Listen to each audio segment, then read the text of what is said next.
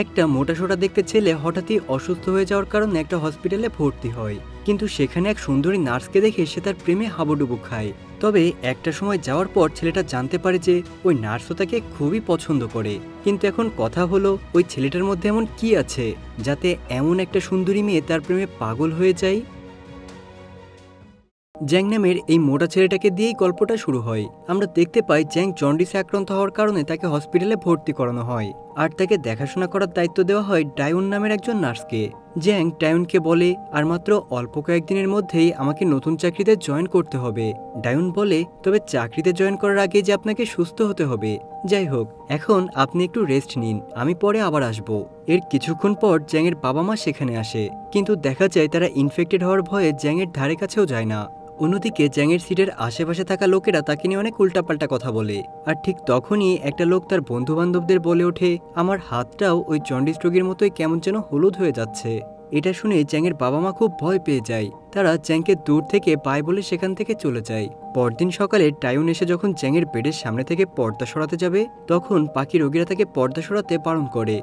তারা ডায়ুনকে বলে, তুমি কি জানো এই মোটা গাধাটার হেপাটাইটিস বি হয়েছে, যেটা কিনা অত্যন্ত মারাত্মক, ও আমাদেরকেও ইনফেক্টেড করে ফেলবে। তখন ডায়ুন বলে, আপনারা কি বোকা? হেপাটাইটিস বি কোনো সোয়াচে রোগ নয়, শুধু শুধু বোকার মতো ভয় পাওয়ার কোনো দরকার নেই। এরপর ডায়ুন চ্যাংয়ের জ্বর চেক করে এবং তার স্যালাইনে একটা কিস করে তাকে অল দ্য বেস্ট বলে সেখান থেকে চলে যায়। ওই দিন রাতে জ্যাং অনেকটা সুস্থ বোধ করছিল, তাই সে স্যালাইন নিয়ে হসপিটালের মধ্যে একটু হাঁটতে বের হয়। তখন সে ডায়ুনকে সিগারেট খেতে দেখে, আর ঠিক তখনই তার নজর যায় ডায়ুনের হাতে থাকা রিংয়ের দিকে। জ্যাং রিংটা দেখে একটু মন খারাপ করে। তখন ডায়ুন বলে, আমি সিঙ্গেল, এই রিংটা আমাকে আমার বাবা মা গিফট করেছিল। এটা শুনে জ্যাংয়ের মন আবারও ভালো হয়ে যায়। আর ঠিক তখনই সেখানে একজন রাগী নার্স চলে আসে এবং ডায়ুনের সিগারেটটা উল্টা করে ধরে জ্যাংকে ধমক দিয়ে বলে, হাসপাতালে স্মোক করা নিষিদ্ধ এবং আমি সিগারেটের গন্ধ মোটেও সহ্য করতে পারি না। যদিও জ্যাং কিছুই বুঝতে পারে না, তারপরও সে তাকে সরি বলে চলে যায়। পরদিন সকালে ডায়ুন যখন জ্যাংকে দেখতে আসে, তখন সে গত রাতের ঘটনার জন্য তার কাছে ক্ষমা চায়। তখন জ্যাং বলে সে কিছুই মনে করেনি। এরপর ডায়ুন অনুমতি ছাড়াই জ্যাংয়ের ব্রেকফাস্ট খেতে শুরু করে। এরপর সে জ্যাংকে বলে, সরি, আমার খুব ক্ষুধা লেগেছিল কি না? জ্যাং বলে, আরে কোনো ব্যাপার না, তুমি আমার সাথেই খেতে পারো। কিন্তু ডায়ুন লজ্জা পেয়ে সেখান থেকে চলে যায়। তো ওই দিন রাতে ডায়ুন জ্যাংকে ড্রিঙ্কস কিনে দেয় এবং তাকে বলে, আমি কি তোমাকে হিউক বলে ডাকতে পারি? জ্যাং বলে, অবশ্যই। রাতের বেলা জ্যাংয়ের ঘুম ভেঙে যায়। সে দেখতে পায় ডায়ুন তার পেটে মাথা রেখে ঘুমিয়ে আছে। আর তখন হঠাৎই ডায়ুনের ঘুম ভেঙে গেলে সে উঠে চলে যায়, কেননা সে ভেবেছিল হয়তো সে এতক্ষণ ধরে এখানেই ঘুমিয়ে আছে। এর কিছুক্ষণ পর যখন সে সিগারেট খেতে চায়, তখন দেখে সেখানে জ্যাং সিগারেট খাচ্ছে। ডায়ুন তখন প্রচণ্ড রেগে গিয়ে জ্যাংকে সিগারেট খেতে নিষেধ করে। এরপর যখন সে জ্যাংয়ের স্যালাইন লাগাতে যায়, তখন দেখে জ্যাং তার মোবাইলে লিখে রেখেছে, আমি আর কখনো স্মোক করব না। এর পরদিন সকালে জ্যাং ডায়ুনকে অনেক ভালো ভালো খাবার খাওয়ায়।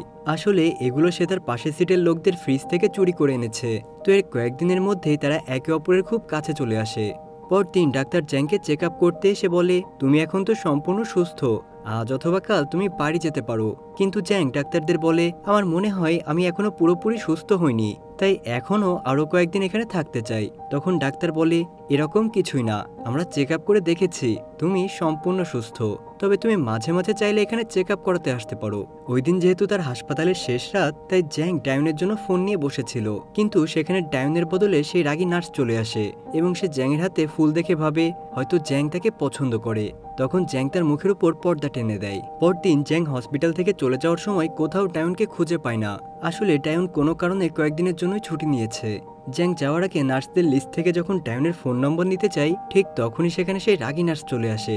তখন জ্যাং বুদ্ধি করে তার রুমে সেই পেশেন্টদের কাছে যায়, যারা কিনা তাকে মোটা গাধা বলেছিল, আর জোরপূর্বক তাদের সাথে বন্ধুত্ব করে নেয়, যাতে করে সে বন্ধুত্বের বাহানায় ডায়ুনের সাথে দেখা করে আবারও হসপিটালে আসতে পারে। কিন্তু আমরা দেখতে পাই জ্যাং ডায়ুনের 11টা ফোন নম্বরের মধ্যে মাত্র 7টা নাম্বার মুখস্থ করতে পেরেছিল। তাই বাকি 4টে নাম্বারের জন্য সে এক বিশাল বড় লিস্ট তৈরি করে আর এক এক করে প্রত্যেকটা নাম্বারে ফোন করতে শুরু করে এবং অনেক চেষ্টা করার পর সে ফাইনালি ডায়ুনের সঠিক নাম্বারটা পেয়ে যায়। তখন ডায়ুন তাকে বলে, তুমি আমাকে কেন ফোন করেছো? জ্যাং তখন বলে, আমি তোমাকে অনেক পছন্দ করি। তার কথা শুনে ডায়ুন বলে, আমি বাসায় একা থাকি, তুমি চাইলে এখন আসতে পারো। তার কথা শুনে জ্যাং দৌড়ে তার বাবার রুমে চলে আসে আর চুপি চুপি তার গাড়ির চাবি নিয়ে বেরিয়ে পড়ে এবং বিদ্যুতের গতিতে গাড়ি চালিয়ে এসে ডায়ুনের বাড়িতে চলে আসে। ডায়ুন তাকে পাশে বসতে বলে, কিন্তু জ্যাং লক্ষ্য করে ডায়ুনের খুব মন খারাপ এজন্য সে ওখান থেকে চলে আসতে থাকে। কিন্তু তখনই টায়ন তাকে বলে, আমি কি তোমাকে জড়িয়ে ধরে ঘুমাতে পারি? তো এরপর সে টায়নকে জড়িয়ে ঘুমিয়ে পড়ে। পরদিন সকালে টায়ন ঘুম থেকে উঠে দেখে জ্যাং তার জন্য ব্রেকফাস্ট তৈরি করেছে এবং সে তার ঘরের নষ্ট বাল্বটাও পরিবর্তন করে দিয়েছে। ওই বাল্বটা চেঞ্জ করার কারণে টায়ন খুশিতে কান্না করে দেয়। তবে এর কারণ আমরা গল্পের শেষেই জানতে পারবো। আর এরপরে সে জ্যাংকে কিস করে দেয়। তো এরপর ধীরে ধীরে টায়ন এবং জ্যাংয়ের প্রেমটা গভীর হতে থাকে। জ্যাং তার সাথে দেখা করার জন্য প্রতিদিন হসপিটালে যেত। ডায়নকে তার বাবার গাড়িতে করে প্রতিদিন বিভিন্ন জায়গায় ঘুরতে নিয়ে যেত। এমনকি ডায়নের বাড়ি পরিষ্কার পরিচ্ছন্ন করে রাখত। একদিন লক্ষ্য করে ডায়নের আঙুলে সেই রিংটা নেই। জ্যাং তখন রিংয়ের কথা জিজ্ঞাসা করলে টায়ন বলে রিংটা হারিয়ে গিয়েছে।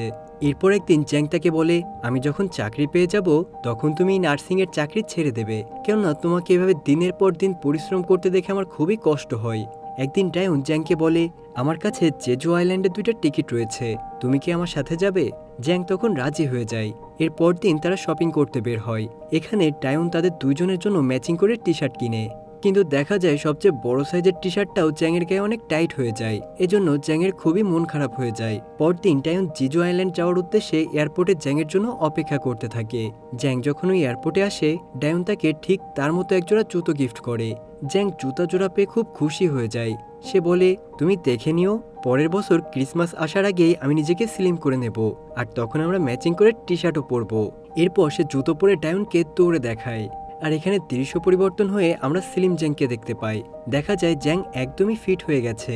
সে এখন টায়নের সাথেই থাকে আর তারা দুজন একে অপরকে খুবই ভালোবাসে। প্রতিদিন জ্যাং অফিসে যাওয়ার আগে টায়নের জন্য ব্রেকফাস্ট বানিয়ে যায়।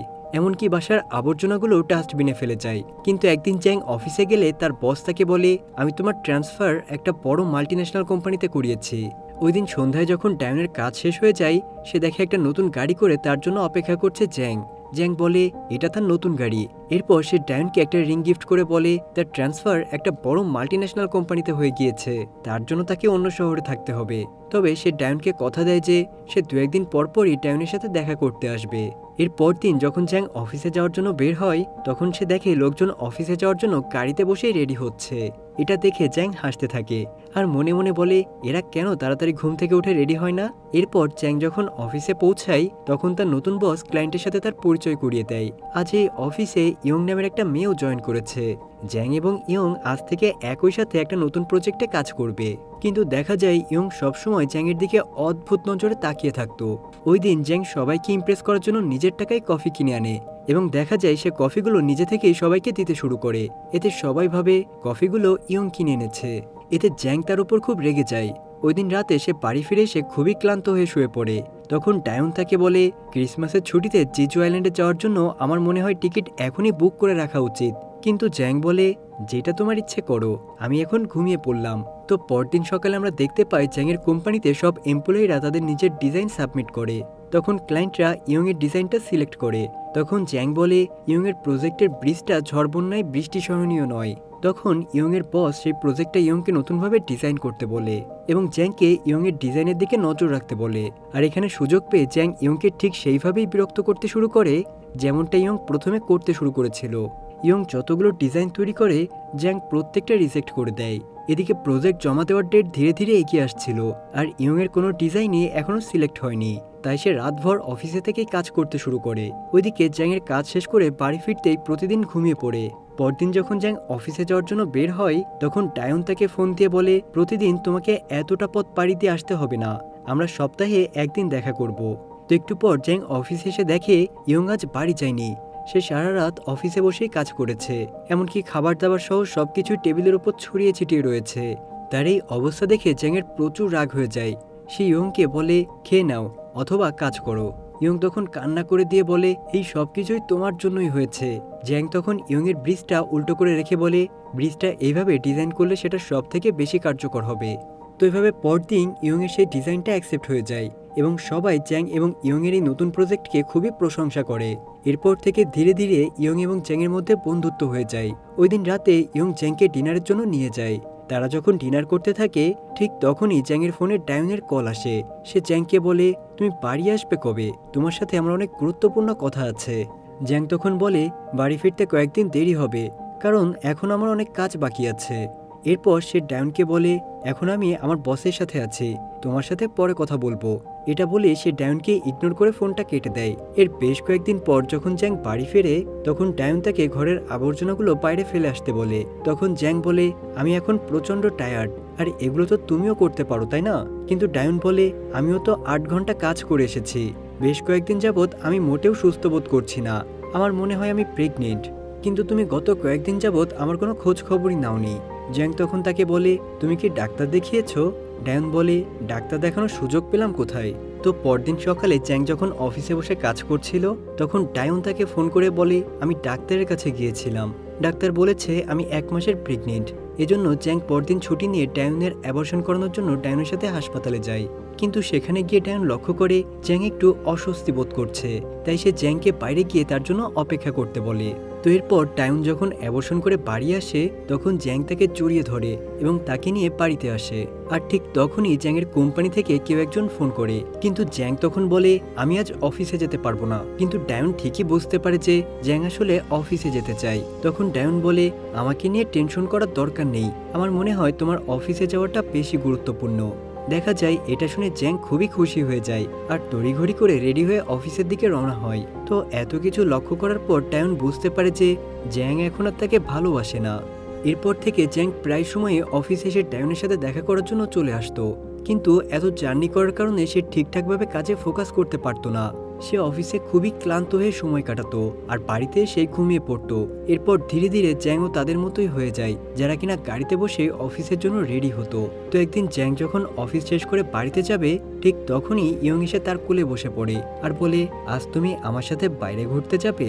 এটা শুনে জ্যাং তার সাথে ঘুরতে চলে যায়। তো এভাবে ধীরে ধীরে জ্যাং ইয়ং এর সাথে অনেক বেশি সময় কাটাতে শুরু করে। কিন্তু একদিন জ্যাং ডায়নের সাথে শপিং করতে যায় এবং সেখানে সে ভুলবশত ডায়নকে ইয়ং বলে ডেকে ফেলে। তখন ডায়ন তাকে জিজ্ঞাসা করে ইয়ংকে।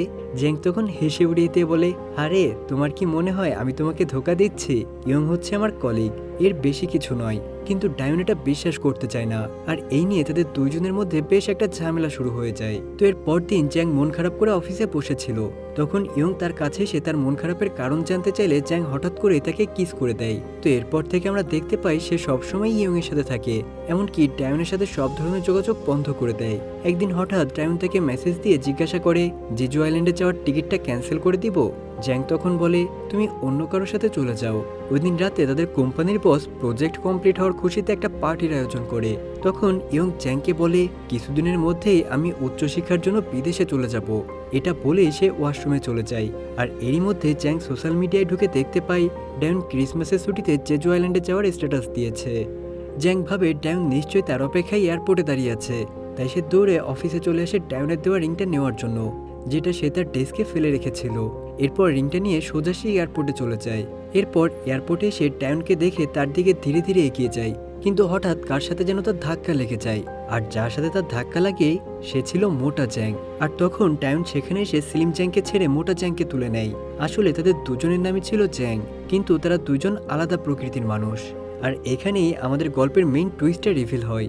আসলে স্লিম জ্যাং এর সাথে ডায়নের পরিচয় হয় 1 বছর 6 মাস আগে, যখন তার পা ভেঙে যাওয়ার কারণে সে হাসপাতালে ভর্তি হয়েছিল। এরপর তারা দুজন ধীরে ধীরে রিলেশনশিপে যায় এবং বছর ঘুরে যখন ক্রিসমাস আসে তখন ছুটিতে তারা জেজু আইল্যান্ডে যাওয়ার প্ল্যান করে। কিন্তু দেখা যায় নতুন কোম্পানিতে যাওয়ার ফলে স্লিম জ্যাং এবং ডায়নের মধ্যে দূরত্ব তৈরি হতে থাকে এবং ধীরে ধীরে স্লিম জ্যাং ইয়ং এর প্রেমে পড়ে যায় এবং ডায়নকে ইগনোর করতে শুরু করে। আর ঠিক সেই সময়ে অর্থাৎ গত 3 মাস আগে মোটা জ্যাং এর সাথে ডায়নের পরিচয় হয়। সে জন্ডিসের কারণে হাসপাতালে ভর্তি হয়েছিল আর ওই সময়টাতে স্লিম জ্যাংকে নিয়ে ডায়ন খুবই ডিপ্রেশনে ছিল। আর এই জন্যই মাঝে মধ্যে সে স্মোক করত এবং একটা সময় ডায়ন মোটা জ্যাংয়ের ইনোসেন্স এবং টেক কেয়ারের প্রেমে পড়ে যায়। আর ঠিক এই কারণেই মোটা জ্যাং প্রথমে ডায়নের আঙ্গুলে স্লিম জ্যাংয়ের দেওয়া রিংটা দেখলেও পরবর্তীতে সেটা দেখতে পায় না। আর এরপরে ডায়ন মোটা জ্যাংয়ের সাথে জেজু আইল্যান্ডে যাওয়ার প্ল্যান করে। এয়ারপোর্টে সে ডায়ন স্লিম জ্যাংকে দেখতে পায়, কিন্তু সে স্লিম জ্যাংকে ইগনোর করে মোটা জ্যাংয়ের সাথে চলে যায়। আর এটা দেখে স্লিম জ্যাংয়ের খুবই মন খারাপ হয়ে যায়, তাই সে আবারও দৌড়ে ওই পার্টিতে চলে আসে এবং ইয়ংকে বলে, তুমি আমাকে কোনোদিনও ছেড়ে যেও না। এটা বলে সে তাকে প্রপোজ করে এবং ডায়নের রিংটা তাকে পড়াতে শুরু করে, কিন্তু ইয়ং তাকে রিজেক্ট করে দেয়। আর এতে স্লিম জ্যাং আরও বেশি কষ্ট পায় এবং প্রচণ্ড দুঃখে এবং কষ্টে ড্রিঙ্ক করতে শুরু করে। আর গল্পটাও এখানে শেষ হয়ে যায়। ভালোবাসা শব্দটা খুবই নিষ্পাপ। আগে একবার যাকে ভালোবেসে ফেলেছি, যাকে মন দিয়ে ফেলেছি, তাকে ছেড়ে আবার দ্বিতীয়বার কাউকে ভালোবাসা অসম্ভব। হয়তো এই কথাটা আমরা একবার না একবার শুনেছি, তবে যার কাছে সে ভালোবাসা এবং তার প্রতি কেয়ারিংটা দেখতে পাবে তাকেই সে আপন ভাবতে শুরু করে। হয়তো একটা সময় মানুষের প্রতি আমাদের ভালোবাসা বা ফিলিংসটা বদলিয়ে যায়। একটা সময় যাকে আমরা পাগলের মতো ভালোবাসতাম, সময় যাওয়ার সাথে সাথে হয়তো সে হয়ে যায় চোখের কাঁটা। তবে যাই হোক, জীবনে যদি সঠিক মানুষটাকে পাওয়া যায় তাহলে ব্যাপারটা খুবই সুন্দর। তার চেহারা বা আকৃতি কেমন এটা বড় কোনো কথা নয়, আসল কথা হলো তার মনটা কেমন। তো বন্ধুরা, দেখা হবে পরবর্তী কোনো ভিডিওতে। আল্লাহ হাফেজ।